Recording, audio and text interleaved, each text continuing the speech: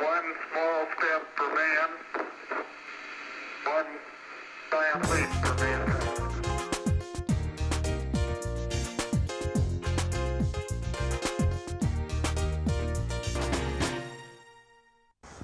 Bonjour et bienvenue dans une nouvelle saison de La tête dans les étoiles. On espère tous vous faire encore rêver la tête en levant le ciel, bien entendu.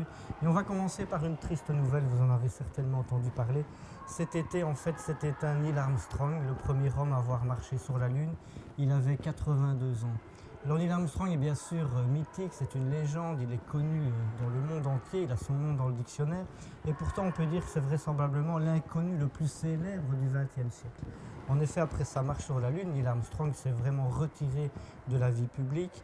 Le fait d'être devenu terriblement médiatisé et célèbre l'a beaucoup perturbé. Et après son vol sur la Lune, il est redevenu simplement professeur de mathématiques à l'université de Cincinnati. Bon, il a un petit peu encore travaillé pour la NASA dans les bureaux à Washington, mais ce n'était pas vraiment son truc de rester assis derrière un bureau et devant un ordinateur.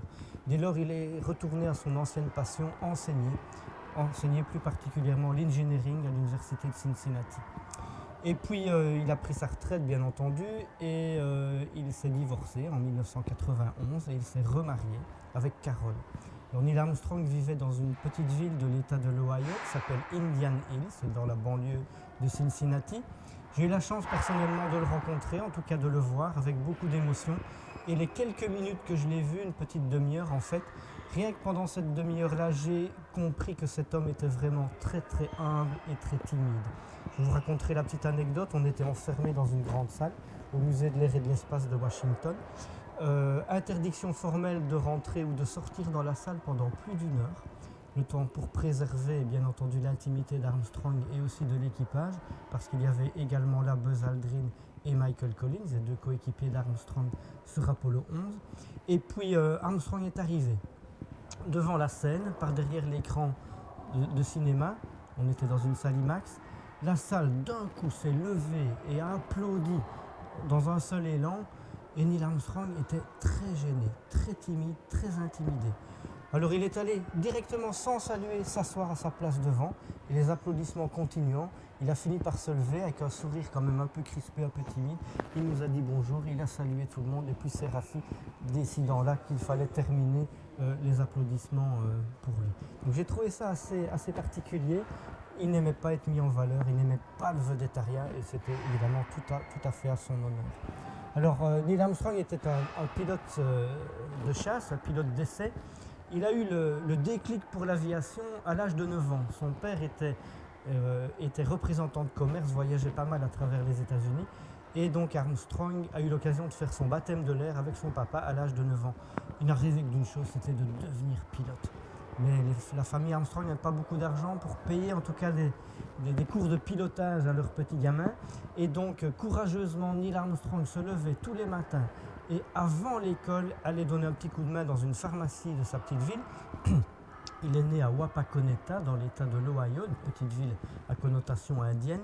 Et là, dans une pharmacie, eh bien, il allait ranger les médicaments arrivés pendant la nuit pour se faire un petit peu d'argent de poche. Il enfourchait tous les samedis matins son vélo et il allait suivre des cours de pilotage à l'aérodrome le plus proche, l'aérodrome qui s'appelle maintenant l'aérodrome Neil Armstrong. Et puis il a obtenu son brevet de pilote à l'âge de 16 ans. Avant de pouvoir conduire une voiture, il pouvait piloter un avion. Et puis Armstrong a fait ses études de pilote de chasse et puis il est parti faire la guerre de Corée. Il a abattu plusieurs MiG et puis en revenant de la guerre, il a pris une décision phénoménale qui allait sans savoir faire de lui qui serait un jour le premier sur la Lune. Il a décidé de quitter l'armée, de démissionner. Il était colonel à ce moment-là. Il est devenu civil et au moment où il a fallu choisir entre Buzz Aldrin et Neil Armstrong pour quel sera le premier sur la Lune, eh bien la NASA a choisi le civil Neil Armstrong. Alors Neil Armstrong, bien sûr, est un nom mythique, tout le monde connaît son nom, c'est une des plus grandes figures du XXe siècle, parce qu'il fut bien sûr le premier à avoir marché sur la Lune. La mission Apollo 11 au mois de juillet 1969. Il était exactement 3h56 dans la nuit du 20 au 21 juillet 1969 quand Neil Armstrong a posé son pied gauche à la surface de la Lune. Pourquoi le pied gauche? Eh bien, il a d'abord tâtonné avec la pointe de son pied le sol de la Lune. Si jamais il y avait eu un danger, il aurait eu plus de force avec son pied droit, comme il était droitier, pour se donner une impulsion pour remonter sur le premier échelon de l'échelle. Alors voici son scaphandre, une reproduction de son scaphandre. Si vous voulez voir le vrai, il vous faut aller au musée de l'air et de l'espace de Washington. Et donc remarquez le casque qui est pourvu d'une pellicule en or, une fine pellicule d'or, pour ne pas que l'astronaute soit ébloui par le soleil. Regardez ses mains avec le bout de ses doigts qui sont rigides pour pouvoir gratter dans le sol.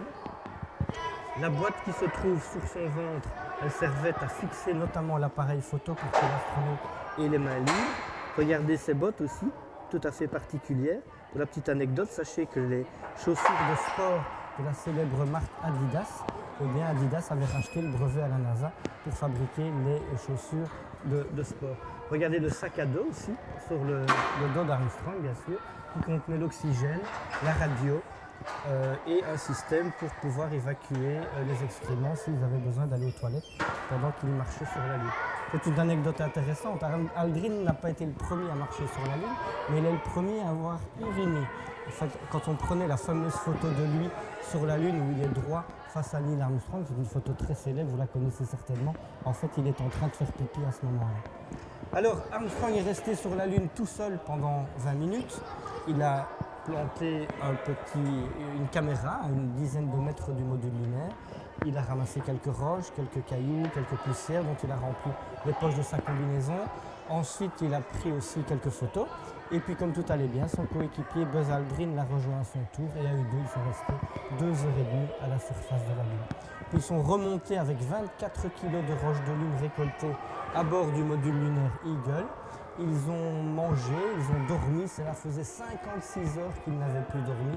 Et puis ils ont redécollé avec la partie supérieure du module lunaire et ont rejoint Michael Collins qui les attendait en orbite autour de la Lune. Une petite anecdote, lorsque Buzz Aldrin a revêtu son scaphandre à bord du module lunaire avant de décompressuriser le LEM pour descendre sur la Lune, et bien en faisant des mouvements, il a heurté sans le faire exprès le petit bouton, l'interrupteur sur lequel il fallait appuyer pour redécoller de la surface de la Lune.